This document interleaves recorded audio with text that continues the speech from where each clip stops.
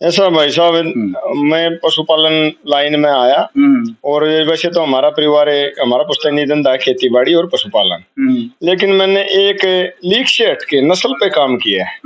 मैंने अच्छी क्वालिटी के सीमन नॉर्मल भैंसों पे प्रयोग करके एक अच्छी क्वालिटी की भैंसें पैदा की और उनसे मैंने मिल्क कंपटीशन लड़े।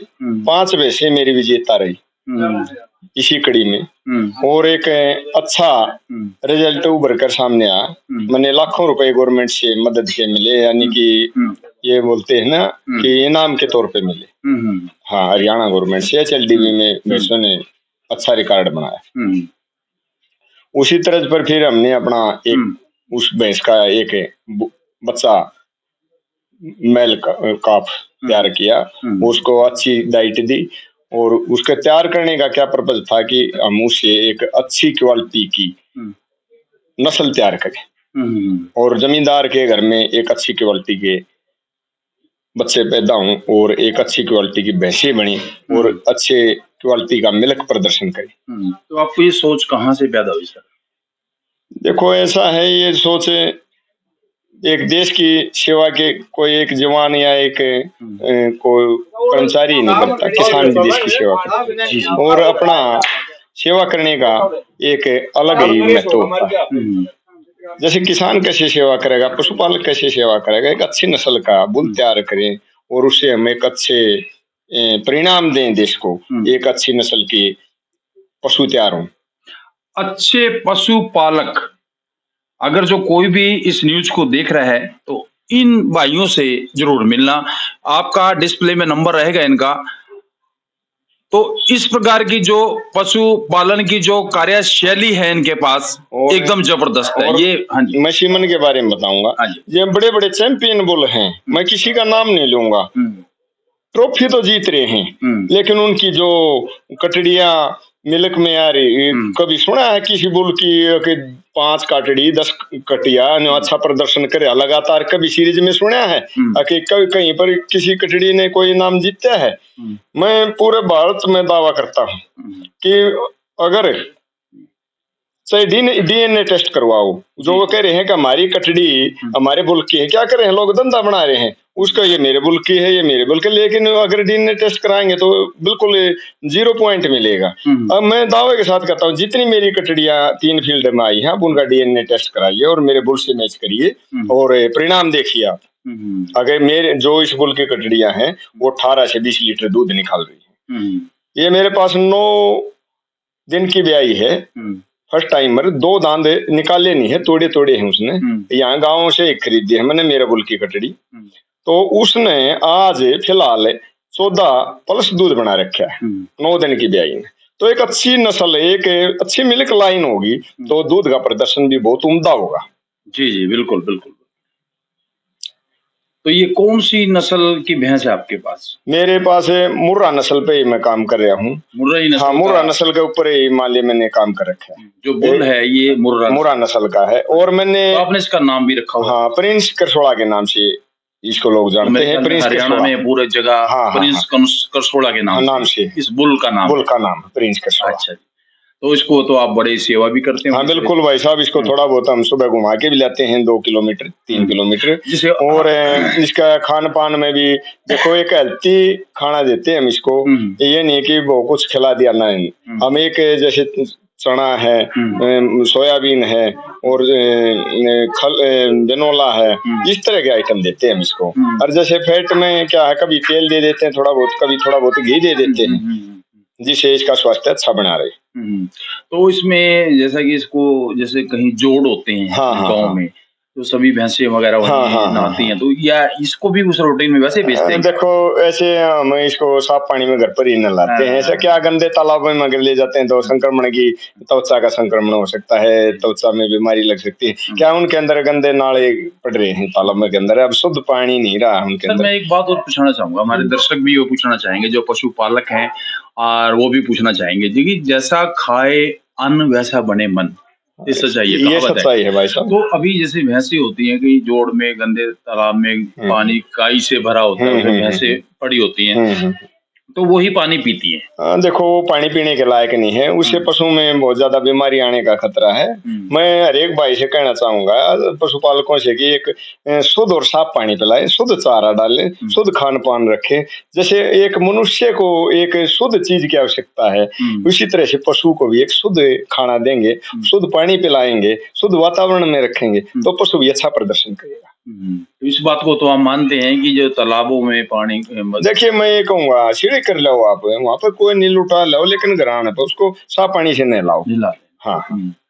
तो इसमें आप इसका विशेष ध्यान भी रखते होंगे, जैसे हवा का, जैसे गर्मी बहुत पड़ रही है आजकल। जैसे भाई साहब पंखे वगैरह लगा रखे हैं और कभी मान ले थोड़ा बहुत घुमा, सुबह घुमा के भी लाते हैं इसको, इसका रूटीन का तो ध्यान रखना पड़ता है। तो अपनी जो आपकी ये भैंस है या बुल है आपका, उनको खाने का रूटीन में क्या देते हैं आप? खाने के उसमें हमें जैसे सूखा चारा में एक तूड़ी होती है, या फिर जैसे जीरी का टाइम आता है उस टाइम कुछ पराली वगैरह भी थोड़ी बहुत दे देते हैं। जैसे हम गेहूं का भूसा ही चलता है, जैसे खाने में क्या चारे में तो गेहूं का भूसा, ज्वार होगी उस टाइम में, इस टाइम में, और उस टाइम में जैसे ये हो गया अपना जई वगैरह है और गेहूं का भूसा है, यही चलता है। और बखर में, बाट बखर में हम देते हैं मोटा अनाज, जैसे चना है, मक्का है, सोयाबीन है। और मैं हर एक भाई को कहूंगा कि अच्छा घर पर ही अपना फीड तैयार करें। जैसे चना खरीदे आप बढ़िया क्वालिटी का, और बढ़िया क्वालिटी का मक्का खरीदे, और बढ़िया क्वालिटी का गेहूं अपने जमींदार हैं जैसे उनके तो घर पर ही होता है, और अच्छे क्वालिटी का जो ले 5-4 अनाजों का मिश्रण तैयार करें और वो अपना एक उसकी डाइट प्लान बनाएं। जैसे पशु अगर 20 लीटर दूध निकाल रहा है तो उसको कम से कम 10-12 लीटर 10-12 किलो बकर चाहिए उसको। अच्छा दोनों टाइम में एक बात और पूछना चाहेंगे, जैसा कि आपने बताया कि 25 प्लस दूध देती है आपकी भैंस, तो मेरे ख्याल में बाल्टी तो मेरे ख्याल में 5-7 लीटर की नहीं बड़ी बाल्टी होती है। जैसे हमें जो जिसका दूध ज्यादा होता है हम बड़ी बाल्टी में निकालते हैं उस दूध। चलो एक दूध भैंस का निकालने के लिए एक गृहिणी है या औरत निकालती है तो 12-13 किलो दूध तो आम नॉर्मल निकाल ही लेती है, मगर ये 28 किलो दूध कैसे मैं बताऊंगा क्या, जिन भैंसों के नीचे ज्यादा दूध होता है मशीन से तो नहीं देखो यहाँ गांव में मशीन वाला सिस्टम नहीं है। बड़ी बड़ी डेयरी फार्म है उनके अंदर मशीनें लगी हुई हैं। एक नॉर्मल किसान शायद मशीन का प्रयोग नहीं कर सकता, क्यों, उसकी कैपेसिटी से बाहर की चीज है। यहाँ क्या है कि हमें साफ सुथरा बर्तन रखते हैं, साफ सुथरे साबुन से हाथ साफ करके किसान भाइयों को अपने पशु के अच्छे साफ पानी से थन को धोएं, और मान लो धारे निकाल रहे हैं तो सफाई का विशेष ध्यान रखें जिससे दूध के अंदर क्वालिटी बनी रहे। आज जो पशुपालक है उनको भी इसी पैटर्न पे चलना, जैसा कि भाई साहब बता रहे हैं कि अपने पशु को साफ सुथरा रखें, साफ सुथरा रखेंगे तो साफ सुथरा दूध भी आएगा और कोई हमारे बीमारी नजदीक नहीं है। बिल्कुल बिल्कुल है ना। क्या है कि आजकल जैसे लोग के वशीभूत होकर ज्यादा खादों का प्रयोग करें, यूरिया वगैरह, ये इस तरह के। मैं भाइयों से अपील करूंगा कि वापिस उसी पर लौटने की कोशिश करें। देसी खाना, देसी रहना और देसी हमारा खान पान होगा तो शुद्ध हवा भी मिलेगी। पेड़ पौधों की तरफ मैं भाइयों को विशेष आग्रह करूंगा कि एक भाई अपने जीवन में 5-10 अवश्य लगाए, पेड़ लगाए।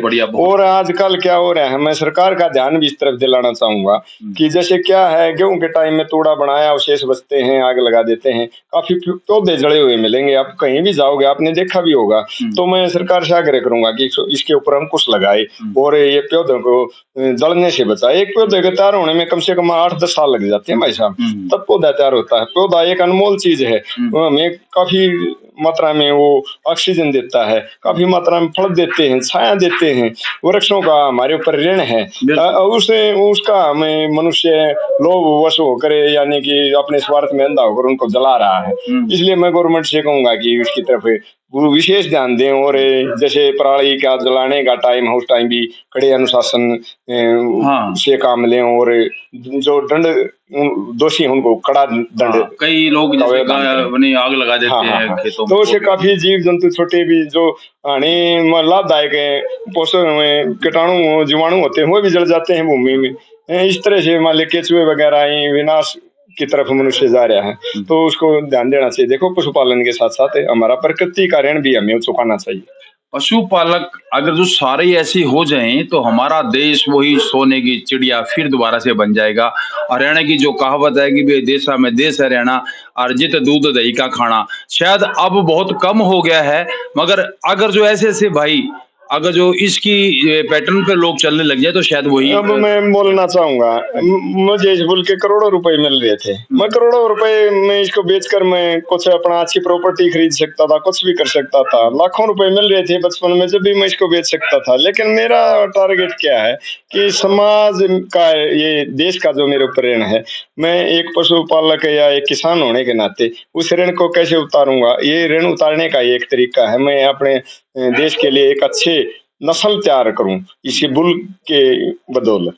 ये बुल नहीं, ये प्रिंस मेरा बेटा है, मुझे जान से बिल्कुल प्यारा है। इसकी बदौलत ही लोग आज मेरे को जानते हैं, ये मेरी पहचान है। और इसमें मैं अपनी घरवाली का विशेष योगदान मानूंगा, जिसने मेरा कंधे से कंधे मिलाकर शायद आज मैं इस मुकाम पर पहुंचा हूं। आज प्रिंस के नाम से लोग मुझे जानते, तो मेरी घरवाली धनपति का नाम इसमें स्वर्ण अक्षरों में लिखा जाना चाहिए। अगर मेरी जो ये कामयाबी है मेरी पत्नी की बदौलत है। क्या बात है जी, क्या बात है जी। बिल्कुल, जो इनकी अर्धांगिनी है उनके बिना कुछ नहीं और इनके बिना वो नहीं। तो बहुत बढ़िया इन्होंने मैसेज दिया हरियाणा वासियों के लिए।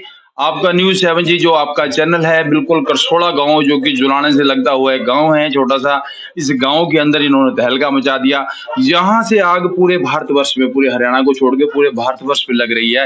हिसार में इन्होंने काफी तमके जीते हैं और गवर्नमेंट भी चाहती है कि ऐसे ऐसे जो अपने पशुपालक है इनको प्रोत्साहन देना चाहिए। और मैं आगे भी मान ले नस्ल प्रचार काम कर रहा हूँ। अच्छे पशु, मेरा यही टारगेट रहेगा, मैं अच्छे पशु भारतवर्ष को प्रदान कर सकूं, अच्छे बुल दे सकूं, अच्छी भैंसे दे सकूं। क्या बात है, क्या बात है।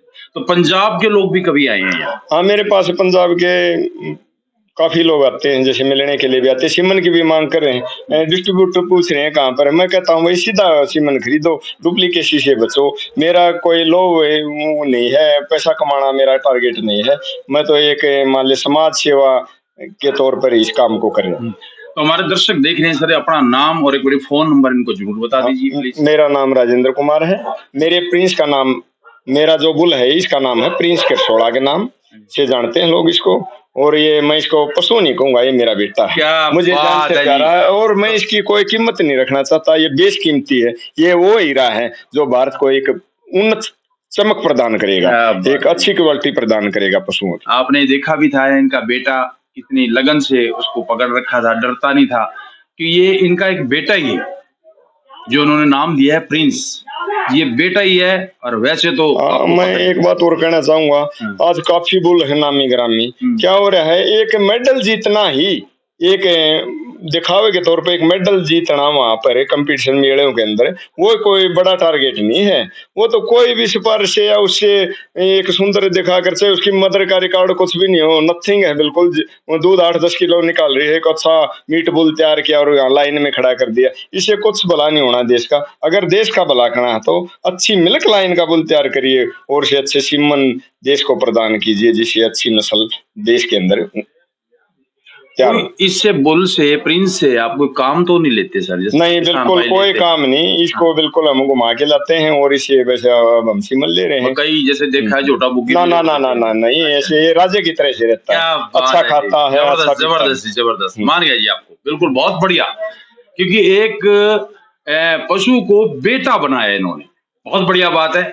न्यूज़ 7 जी चैनल आपका अपना चैनल, इसको सब्सक्राइब लाइक शेयर जरूर करें। देखिए और दूर तक इस न्यूज को देखिए, अनमोल है। हाँ जी। और इनको प्रभु ने जुबान नहीं दी बोलने के लिए, लेकिन ये हम पर आश्रित है, हमें इनका विशेष ध्यान रखना चाहिए जिससे हमारा या समाज का भला हो।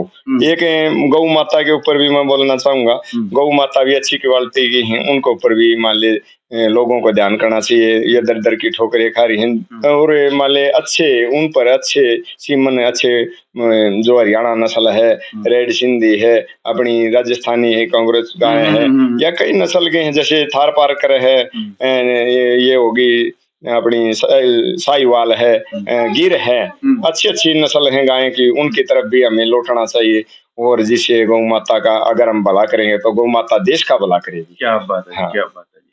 सर बहुत बहुत शुक्रिया आपका, आपसे मिलने से बहुत बढ़िया, हमारे को भी अच्छा लगा आपसे, मैं भी मैसेज दिया आपको। जी न्यूज चैनल का तहे दिल से धन्यवाद करता हूं कि वो एक आम आदमी, एक आम किसान के घर पहुंचकर एक हौसला अफजाई किसान को दे रहे हैं। हम उसके लिए तहे दिल से जी हिंदुस्तान क्या बात है, एक बार हमारे दर्शकों को विनर का थंबनेल दिखा दीजिए सर। बहुत बढ़िया सर, थैंक यू, बने रहिए चैनल के अंदर सर।